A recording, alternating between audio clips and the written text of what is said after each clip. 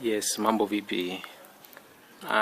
Kuna kitu ambacho kinasadikika kwamba hakiwezekani, lakini mimi nataka leo nikuelekeze jinsi ya kukifanya hicho kitu. Kukisia namba za vocha. Namba za vocha zinakuwa nyingi sana, of course. Zinakuwa inategemea na mitandao. Mitandao inaanza sasa hivi zinakuwepo 14, 13 mpaka 10.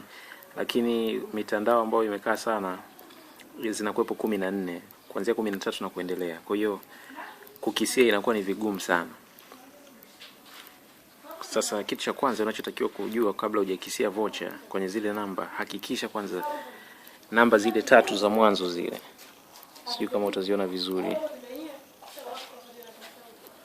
Yaani zile namba za tatu za mwanzoni zile. Kama hizi nilizozungushia.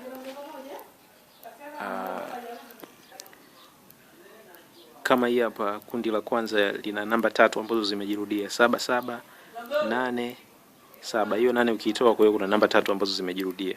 Ngoja tucheki na vocha nyingine. Hii vocha nyingine ina namba 666 zimejirudia namba tatu. Kwa hiyo unaweza kuona vocha nyingi zina namba tatu zilizojirudia kundi la kwanza. Nilikwambia kuanzia namba 2 na kuendelea, umeona, na hii tena kundi la kwanza namba 2 zimejirudia. Kwa hiyo unapotaka kukisia vocha, kisha kwanza kundi lako la kwanza na namba 2 au 3 ambazo zinajirudia.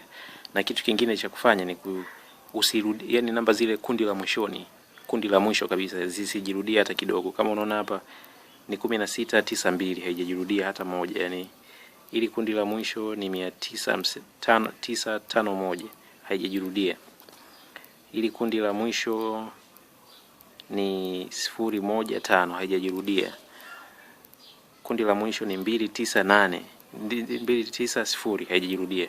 Kwa unavyotaka kukisia namba yote ya vocha, kisha kundi la kwanza lina namba zinazojirudia kuanzia 2 au 3, lakini kundi la mwishoni lisijirudia. Hizi namba za katikati unajaribu namba zozote. Hapo unaweza kuwa umebuni, unaweza ukajishindia vocha aina yoyote inayoendana na mtandao wako.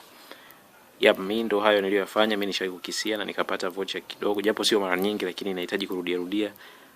Ukikufungia muda wa kuingiza hiyo vocha, kwambia unakosea, acha kaa, baada ya muda ingiza tena.